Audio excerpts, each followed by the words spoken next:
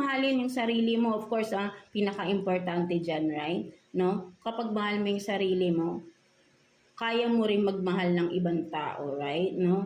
Nang hindi ka magko-compromise, no? Something like that, right? No? Hindi ka magdedepende, right? No? At ready ka ano man yung mangyayari because you love yourself, right? First, of course, no?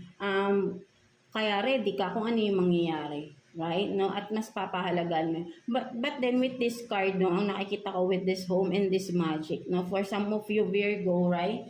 No? Ano kayo, no, pinapahalagahan niyo yung family ninyo, right? No?